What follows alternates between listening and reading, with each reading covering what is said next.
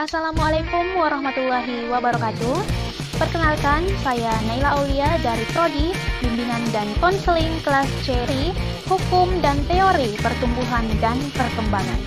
Berupa jantung, hati, dan sistem pencernaan lebih dahulu berfungsi daripada yang di tepi, misalnya tangan dan kaki. Tentang tingkah laku manusia, yaitu pendekatan yang sistematik dan Assalamualaikum warahmatullahi wabarakatuh.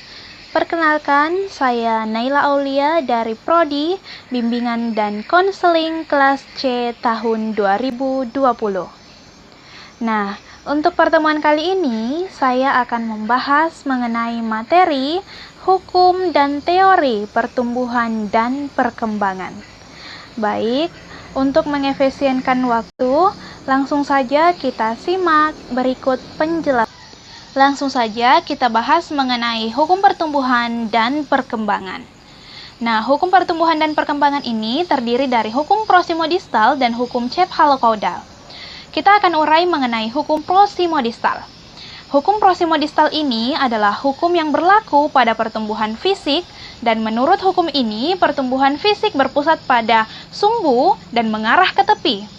Yang kedua adalah organ-organ tubuh di pusat berupa jantung, hati, dan sistem pencernaan lebih dahulu berfungsi daripada yang di tepi, misalnya tangan dan kaki.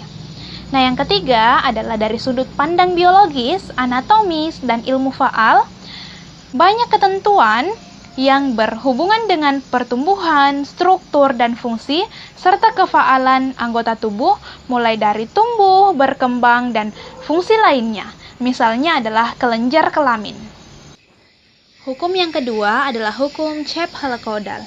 Penjelasan mengenai hukum ini bisa kita lihat di layar. Nah, pertumbuhan fisik dimulai dari kepala ke kaki. Jadi, bagian-bagian pada kepala tumbuh lebih dahulu daripada bagian-bagian kaki. Hal ini sudah terlihat pada pertumbuhan pranatal, yaitu pada janin. Nah, selanjutnya, bayi memiliki bagian-bagian dan organ-organ kepala yang lebih matang daripada bagian-bagian tubuh lainnya. Selanjutnya adalah bayi dapat menggunakan mulut dan matanya lebih cepat daripada anggota badan lainnya. Kemudian yang terakhir adalah proporsi bagian kepala dan rangka batang tubuhnya mula-mula kecil dan semakin lama hingga semakin membesar. Selanjutnya kita bahas mengenai teori pertumbuhan dan perkembangan. Nah, untuk teori yang pertama adalah teori belajar sosial.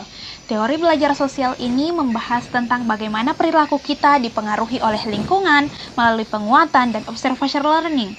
Jadi, teori ini menekankan observation learning sebagai proses pembelajaran, yang mana bentuk pembelajarannya adalah seorang mempelajari perilaku dengan mengamati secara sistematis imbalan dan hukuman yang diberikan kepada orang lain.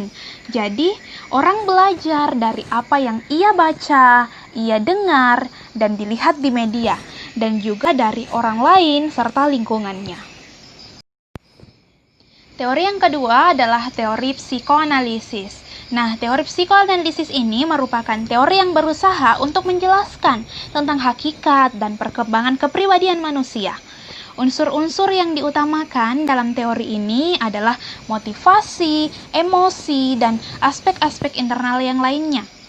Teori ini mengasumsikan bahwa kepribadian berkembang ketika terjadi konflik-konflik dari aspek-aspek psikologi tersebut, yang pada umumnya terjadi pada anak-anak atau usia dini.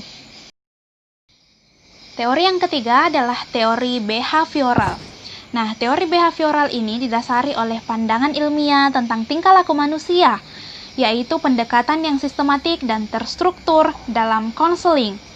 Konseling behavioral dikenal juga dengan modifikasi perilaku yang dapat diartikan sebagai tindakan yang bertujuan untuk mengubah perilaku. Teori yang terakhir adalah teori humanistik, yaitu proses memanusiakan manusia, di mana seorang individu diharapkan untuk mengaktualisasikan diri, artinya manusia dapat menggali kemampuan diri sendiri untuk diterapkan dalam lingkungannya. Nah, proses pembelajaran humanistik ini memusatkan perhatian kepada diri peserta didik, sehingga menitik beratkan kepada kebiasaan individu. Belajar dianggap berhasil jika si pelajar memahami lingkungan dan dirinya sendiri. Hal yang penting lagi pada proses pembelajaran humanisme yaitu harus adanya motivasi yang diberikan agar peserta didik dapat terus menjalani pembelajaran dengan baik. Motivasi dapat berasal dari dalam, yaitu dari dalam diri sendiri, maupun dari luar, yaitu dari guru sebagai fasilitator. Itulah tadi materi seputar hukum dan teori pertumbuhan dan perkembangan. Semoga bermanfaat untuk kita semua. Terima kasih atas kesempatan yang telah diberikan. Mohon maaf apabila ada kesalahan dan kekurangan. Sekian, wassalamualaikum warahmatullahi wabarakatuh.